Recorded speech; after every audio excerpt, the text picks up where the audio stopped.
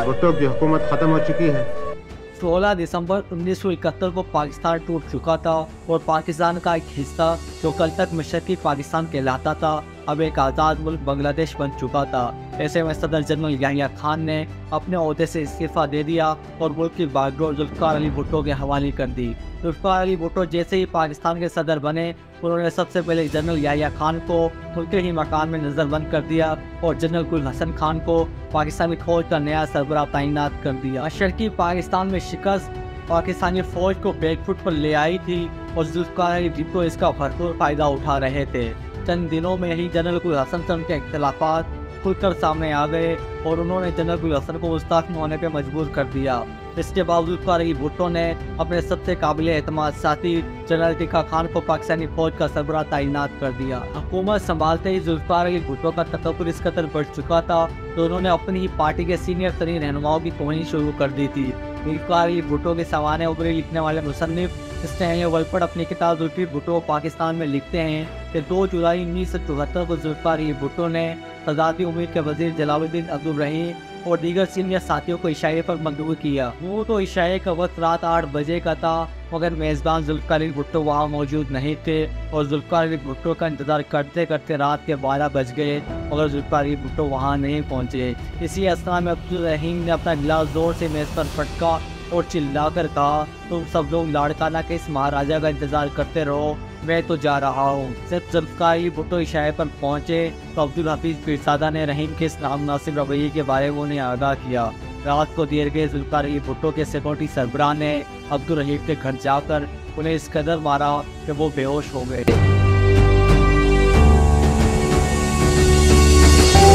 भुट्टो ने अपने दौर में कई कामयाबियां भी हासिल की। 1971 की जंग में पाकिस्तान का 13,000 मुरबा किलोमीटर भारत के कब्जे में चला गया था तो जुल्फ़िकार अली भुट्टो ने मुज़ाकरात के जरिए भारत से वापस लिया। इसके अलावा जुल्फ़िकार अली भुट्टो ने पाकिस्तान के 90,000 कैदी भी भारत की कैद से रहा करवाए। स्टेलमेट की बुनियाद भी जुल्फ़िकार अली भुट्टो ने रखी।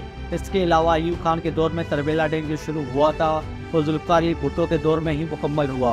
जुल्फ़िकार अली भुट्टो की सबसे बड़ी कामयाबियों में से एक कामयाबी 1973 का आइन है। जुल्फ़िकार अली भुट्टो ने पाकिस्तान को 1973 में एक मुतफ़िक़ का आइन दिया। इसके अलावा जुल्फ़िकार अली भुट्टो ने पाकिस्तान का एटमी प्रोग्राम भी शुरू किया और जुल्फ़िकार अली भुट्टो का वो नारा कि हम घास खा लेंगे मगर एटम हम ज़रूर बनाएंगे पाकिस्तानी अवाम में बेहद मकबूल हुआ। जब जनरल टिक्का खान की मुद्दत मुलाजमत ख़त्म हो रही थी तो जनरल टिक्का खान ने 7 नाम नए आर्मी चीफ के लिए जुल्फ़िकार अली भुट्टो को भिजवाए। उनमें कहीं भी जनरल ज़ियाउल हक़ का नाम शामिल नहीं था और उन सब के बावजूद जुल्फ़िकार अली भुट्टो ने पाकिस्तानी फौज का नया सरबराह जनरल ज़ियाउल हक़ को तैनात कर दिया। शायद इसकी वजह यह थी कि जनरल ज़ियाउल हक़ जुल्फ़िकार अली भुट्टो की हर वक्त और भगत और चापलूसी में लगे रहते थे। स्टैनले वॉलपट अपनी किताब में लिखते हैं कि जनरल ज़िया ने कभी ये तासुर ही नहीं दिया कि वो कभी फौजी बगावत भी कर सकते हैं। इसके अलावा एक दफ़ा का जिक्र है कि जनरल ज़ियाउल हक़ सिगरेट पी रहे थे कि जुल्फ़िकार अली भुट्टो कमरे में दाखिल हुए। इस खौफ से कि भुट्टो को बुरा ना लगे जनरल ज़िया ने जल्दी हुई सिगरेट अपनी जेब में डाल ली। थोड़ी ही देर में कमरे में बदबू फैल गई। जुल्फ़िकार अली भुट्टो ने सोचा जो शख्स मुझसे इस कदर डरता हो वो किस तरह फौजी बगावत कर सकता है। यूँ तो पाकिस्तान में आम इंतखाबात 1978 में होना थे मगर जुल्फ़िकार अली भुट्टो को उनके करीबी साथियों ने यह मशवरा दिया कि इस वक्त वो बेहद मकबूल लीडर हैं, लिहाजा 1 साल पहले ही 1977 में आम इंतखाबात का ऐलान करवा दिया जाए। चुनांचे जुल्फ़िकार अली भुट्टो ने उनकी इस तजवीज़ पर अमल किया और 1977 में पाकिस्तान में आम इंतखाबात मुनक्किद करवा दिए। जब इंतखाबात के रिजल्ट आए तो जुल्फ़िकार अली भुट्टो की पार्टी ने भारी मार्जिन से कामयाबी हासिल की। उन्होंने 155 सीटें हासिल की। दूसरी तरफ अपोजिशन ने सिर्फ 36 सीटें ही हासिल की। अपोजिशन ने इंतखाबात के रिजल्ट को तस्लीम करने से इनकार कर दिया और जुल्फ़िकार अली भुट्टो पर धांधली के संगीन इल्ज़ाम आयद किए। अपोजिशन ने मुल्क भर में मुजाहरे शुरू कर दिए और मुल्क में खाना जंगी की कैफियत पैदा हो गई। जुल्फ़िकार अली भुट्टो ने अपोजिशन से मुज़ाकरात की भरपूर कोशिश की मगर अपोजिशन किसी भी तौर पर मानने को तैयार नहीं थी और जुल्फ़िकार अली भुट्टो की सबसे संगीन गलती ये थी कि वो अपोजिशन से मुज़ाकरात में आर्मी के कोर कमांडरों को भी शामिल कर रहे थे। जुल्फ़िकार अली भुट्टो ये सोच रहे थे कि इस तरह मुज़ाकरात में फ़ौज को शामिल करने से उन्हें ये लगेगा कि फ़ौज उनके साथ है मगर फ़ौज और जनरल ज़ियाउल हक़ इस तमाम तर मामले को एक दूसरी नज़र से ही देख रहे थे। वो ये सोच रहे थे कि जुल्फ़िकार अली भुट्टो इंतहाई कमज़ोर हो गए हैं और उनकी पोजीशन कमज़ोर है, लिहाजा वो अब हमारे बगैर नहीं चल सकते। और जुल्फ़िकार अली भुट्टो की इसी कमज़ोरी का फ़ायदा उठाते हुए जनरल ज़ियाउल हक़ ने मुल्क में मार्शल लॉ नाफिज कर दिया और जुल्फ़िकार अली भुट्टो को गिरफ्तार कर लिया। मिस्टर भुट्टो की हुकूमत ख़त्म हो चुकी है। सारे मुल्क में मार्शल लॉ नाफिज कर दिया गया है। कौमी और सूबाई असम्बलियाँ तोड़ दी गई हैं। सूबाई गवर्नर और वजीर हटा दिए गए। अलबत्ता आइन को मनसूख नहीं किया गया। और इसके बाद जुल्फ़िकार अली भुट्टो को अहमद रज़ा कसूरी के वालिद के कत्ल के केस में नामजद किया गया। उन पर मुकदमा चलाया गया और इसी मुकदमे में हाई कोर्ट ने उन्हें सजाए मौत सुना दी। जुल्फ़िकार अली भुट्टो ने हाई कोर्ट के फैसले के खिलाफ सुप्रीम कोर्ट में अपील की, मगर सुप्रीम कोर्ट ने उनकी सजाए मौत बरकरार रखी।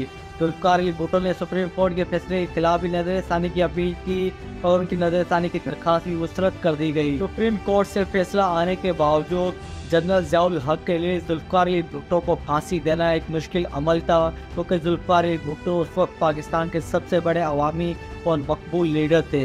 लिहाजा उस वक्त अखबारात में जुल्फ़िकार अली भुट्टो को फांसी देने के लिए माहौल साजगार किया गया। जुल्फ़िकार अली भुट्टो के बारे में कहा गया कि भुट्टो मुल्क की सलामती के लिए बहुत बड़ा खतरा है। अखबारात में बड़ी बड़ी सुर्खियाँ लगाई गई कि जुल्फ़िकार अली भुट्टो की रिहाइश गाहों पर छापे मारे गए हैं, जहाँ से कौमी सलामती से मुतालिक इंतहाई साज और खुफिया दस्तावेज़ात मिली हैं, जिसे जुल्फ़िकार अली भुट्टो बैरून मुल्क स्मगल करना चाहते थे।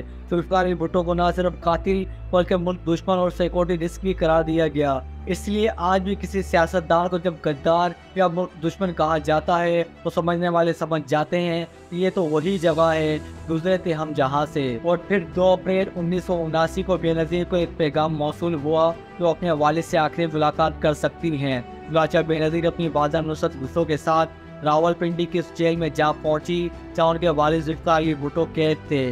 सितम ज़रीफ़ी तो देखिए कि इस आखिरी मुलाकात में भी बेटी बाप के गले नहीं लग सकती थी। उन दोनों के दरमियान जालिया हाइल थी। वो लोग एक दूसरे को सिर्फ देख सकते थे मगर छू नहीं सकते थे। पाकिस्तान भर में तो जुल्फ़िकार अली भुट्टो की फांसी के खिलाफ तमाम के तमाम अपीलें मुस्तरद की जा चुकी थी, मगर आलमी बरादरी की तरफ से भी जनरल ज़ियाउल हक़ से जुल्फ़िकार अली भुट्टो की फांसी माफ़ करने के लिए मुतअद्दिद अपीलें की जा रही थी।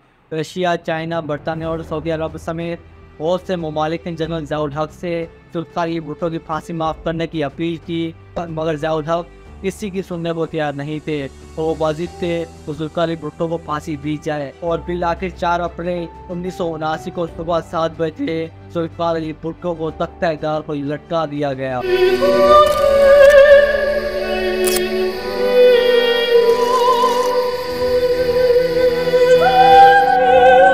इसके बाद जुल्फ़िकार अली भुट्टो की मैयत को रावलपिंडी से गरीब खुदाबख्श हेलीकॉप्टरों के जरिए मुंतकिल किया गया। गरीब खुदाबख्श में उस वक्त कर्फ्यू का समा था, यहाँ तक कि कब्रिस्तान में भी पाक फौज के जवान तैनात थे। इसके बाद जुल्फ़िकार अली भुट्टो की नमाज़ जनाजा अदा की गई। नमाज़ जनाजा में चंद लोगों ने ही शिरकत की थी और इसके बाद जुल्फ़िकार अली भुट्टो को सुपर्द खाक कर दिया गया। पाकिस्तान में भुट्टो की फांसी को आज भी अदालती कत्ल कहा जाता है।